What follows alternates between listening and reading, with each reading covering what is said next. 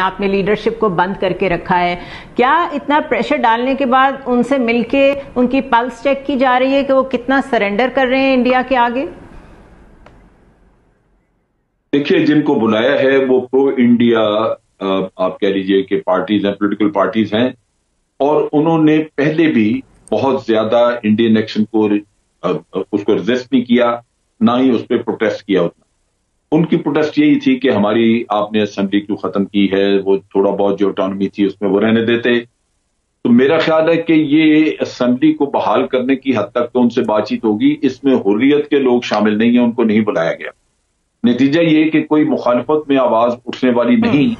یہ ٹولہ وہی ہے، گپکار ٹولہ، جس کو کہ یہ برائب وغیرہ کر کے تو اپنی سپورٹ ان سے لیں گے، وہ پہلے بھی دیتے آئے ہیں۔ فاروق عبداللہ کے بارے میں کہا جاتا ہے کہ اس کو جب چھوڑا انہوں نے، ڈیٹینشن سے نکالا، تو اس وقت ہی اس کو غالباً یہ کہا گیا تھا کہ تیرے بیٹے کو چیف منسٹر یہاں بنا دیں گے اور تمہیں وائس پریزیڈنٹ لے لیں گے بھارت میں۔ تو بیٹس موجود ہیں لوگوں کے لیے اس طرح کی، محبوبہ مفتی، تو وہ محبوبہ مفتی جو ہے وہ تھوڑا بہت ہو سکتا ہے رونا دھونا کرے، لیکن ایک چیز واضح ہے کہ مودی اپنے سٹیپس واپس نہیں لے گا۔ یہ جو ابھی کیا جا رہا ہے، اس میں انہوں نے وہاں پہ جو ریفارمز اپنے طور پہ اپنے ذہن میں تھیں، مثال کے طور پہ آبادی کا تناسب بدلنا، وہ تو نہیں انہوں نے ختم کیا۔ ووٹنگ رائٹ ان لوگوں کو مل گیا، 35 لاکھ لوگوں کو انہوں نے باہر سے ہندو لوگوں کو ووٹنگ رائٹ دے دیا، ان کو شہریت کے کاغذ ان کے پاس ہیں۔ تو اسی طرح کچھ نئی کانسٹیٹوئنسیز کریٹ کی جا رہی ہیں، جس میں کہ لداخ اور کارگل کو علیحدہ کیا جا رہا ہے۔ تو کشمیر کے اپنے ووٹ ویلی کے جو ہیں وہ کم رہ جائیں گے، جس کی وجہ سے جو مسلم میجورٹی ہے اس کے ہاتھ حکومت شاید نہ آئے، یا اگر آئے تو وہ کولیشن ہی بنا کے آئے، ورنہ نہ آ سکے۔ تو یہ اس طرح کا ایک ڈیزائن ہے۔ سو یہاں پہ جو بڑا اس بارے میں بڑا چرچا ہے کہ شاید اب وہ 370 کو دوبارہ بحال کر دیں، وہ اس طرح کی کوئی چیز نہیں ہے۔ مودی کا اگر آپ دیکھ لیں ٹریک ریکارڈ، تو وہ اس نے کبھی بھی جو سٹیپ اس نے کبھی اٹھائے ہیں اس نے واپس نہیں لیے۔ وہ اس کے پورے کانسیکوینسز برداشت کرنے کو تیار ہوتا ہے، لیکن سٹیپس واپس نہیں لیتا۔ تو یہاں بھی وہ اسی چیز کو آگے بڑھائے گا جو آج دن تک وہ جس کو پروموٹ کر چکا ہے۔ ناصر بیگ صاحب، آپ کی طرف آؤں گی۔ نیشنل کانفرنس اور پیپلز ڈیموکریٹک پارٹی، یہ تقریباً وہی پارٹیز ہیں جس سے جنرل امجد کہہ رہے ہیں، یہ پہلے بھی سپورٹ ہی کرتی رہی ہیں، پرو انڈین رہی ہیں۔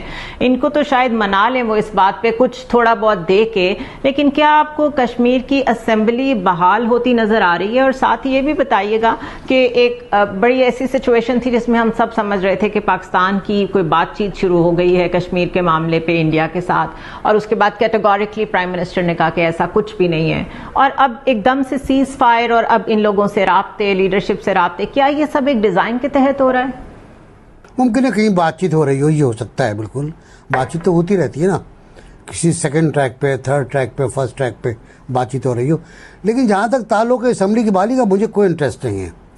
مقبوضہ کشمیر کی مقبوضہ قیادت سے ایک قابض حکمراں بات کرنے جا رہا ہے، اس پہ نتیجہ کیا نکلے گا آپ کا؟ کیا کشمیر میں ریفرنڈم شروع ہو جائے گا؟ میں خیال ہے وہ تو بات ہی نہیں ہوگی۔ جنرل صاحب نے بالکل کہا کہ مودی اپنے فیصلے واپس نہیں لیتا، مودی جو کہتا ہے اس پر عمل کرتا ہے۔ وہ ایک اس میں اس کی ایک وہ آپ نگیٹو کہہ لیں پازیٹیو کہہ لیں، اس میں اس کی عادت ہے کہ وہ جو فیصلے کر لیتا ہے۔ اس نے یہ وعدہ کیا تھا ایک پروگرام میں ٹی وی کے، جب وہ چیف منسٹر تھا گجرات کا، کہ میں کشمیر میں وہی کروں گا پرائم منسٹر بن کر جو میں نے گجرات میں کیا ہے، اور وہ کیا اس نے۔ ابھی تک لوگوں کو، اب تو خبریں بھی نہیں آ رہی ہیں ہمارے پاس، ابھی تک لوگوں کو نکالا جا رہا ہے، بہار سے لوگ لائے جا رہے ہیں وہاں آباد کرنے کے لیے، اور آباد کر دیا گیا ہے۔ تو بالکل ڈیموگرافک چینج ہو گئی ہے، ہو گئی ہے، میں عرض کر رہا ہوں ہوگی نہیں، ہو گئی ہے۔ ان کو اپنے بینیفٹ مل چکے ہیں، لداخ کو وہ الگ کرنا چاہتے ہیں، ویلی کو وہ کچھ اور دینا چاہتے ہیں۔ تو یہ اگر مان بھی لیں، فاروق شیخ عبداللہ کا بیٹا فاروق عبداللہ اور اس کا بیٹا عمر عبداللہ اور عبداللہ کا بیٹا فراز عبداللہ اور مفتی سعید کی بیٹی جو خاتون ہے، یہ اگر مان بھی لیتے ہیں تو مجھے اور مجاہدین کو یا حریت کانفرنس کو کیا فرق پڑتا ہے؟ کوئی فرق نہیں پڑتا، حالات وہی رہیں گے۔ ابھی ممکن ہے سردی گرمی چل رہی ہو، ابھی ممکن ہے خاموشی ہو، کرونا کی وجہ سے مسائل بڑھ گئے ہوں، اور لیکن کوئی نہیں مانے گا اس بات کو، قبضہ کوئی نہیں مانے گا۔ وہ 370 کا مسئلہ ہو، 23 وغیرہ کا مسئلہ ہو، ایسا کچھ نہیں ہونے جا رہا۔ राइट अथर 2 जुलाई से ऑनलाइन डोमिसाइल सर्टिफिकेट्स देने की सर्विस का आगाज हो चुका है, यानी कि जो डेमोग्राफिक चेंजेस की बातें हो रही हैं, नासिर बेग साहब भी अभी कह रहे थे, वो ऑनलाइन आपको डोमिसाइल्स दे रहे हैं। नॉन कश्मीरीज को आप आएं जी, यहाँ के शहरी बन जाएं, जमीन खरीदें, काश्तकारी करें, बिजनेस करें, जो मर्जी करें। इसका मतलब है कि 2,90,000 नॉन कश्मीरीज अगर अभी तक ऑन पेपर वहां पे ऑन रिकॉर्ड आ चुके हैं, तो 1 हफ्ते में 1 महीने में वहां पता नहीं क्या से क्या हो जाए। हम क्या कर रहे हैं इस बारे में? देखिए, अब तो सबसे पहले इंपॉर्टेंट पॉइंट ये है कि मोदी ने ये जो बुलाई है एपीसी, ये उन्होंने बुलाई क्यों है? इस एपीसी को बुलाने से पहले जो इंपॉर्टेंट डेवलपमेंट हुई है, अमित शाह जो वहां के होम सेक्रेटरी हैं, उनको डिटेल्ड एक ब्रीफिंग दी गई है, प्रेजेंटेशन दी गई है, जिसमें जम्मू एंड कश्मीर की पुलिस के चीफ, वहां पे जितनी भी खुफिया एजेंसियों के डायरेक्टर्स वगैरह, उन सब ने उनको प्रेजेंटेशन दी और बताया कि वहां पे जो सूरत हाल है वो बज़ाहिर तो कंट्रोल में है, लेकिन आवाम के अंदर जो गुस्सा है, जब से आपने आर्टिकल 370 को 35A को खत्म किया है, तो ये लावा जमीन के नीचे उबल रहा है। तो जरूरी है कि इसको किसी तरीके से कंट्रोल किया जाए, किसी ना किसी तरफ उनको मसरूफ किया जाए। अब उनको किस तरीके से उनका दिल पे लाया जाए? माजी में ये जिन किरदारों को यूज करते थे, जिन सियासी पार्टीज को यूज करते थे, ये दोबारा उनको एंगेज कर रहे हैं। अब जब वहां पे कर्फ्यू वगैरह लगा और यही जो सियासी लीडरशिप है वहां की, उसकी गिरफ्तारियां हुई, तो आम कश्मीरी ने उस पर कोई रिएक्ट नहीं किया। आम कश्मीरी का तो ये कहना है कि तुम तो वैसे ही पहले उनके साथी थे, अब अगर तुम्हें नजरबंद कर दिया गया, हाउस अरेस्ट कर दिया गया, तो मेरी जिंदगी पे क्या असर पड़ता है? वो तो आपके ही साथी थे।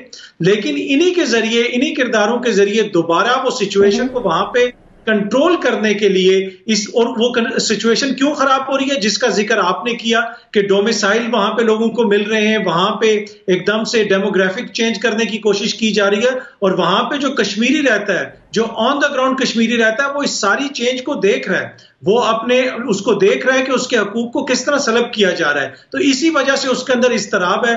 अब उसको कंट्रोल करने के लिए ये एक तरह से बुलाई जा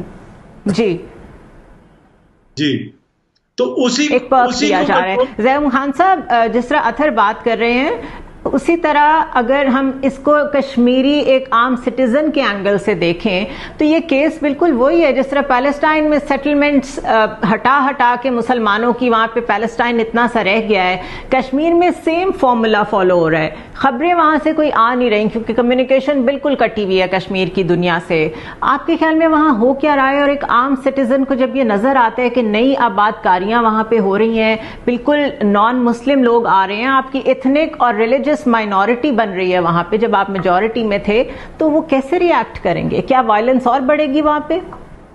आप देखिए, ये जो 2019 का इलेक्शन था, उसमें बीजेपी ने बाकायदा इलेक्शन अपने मैनिफेस्टो में ये वादा किया था कि वो आर्टिकल 370 को रिवोक करेंगे।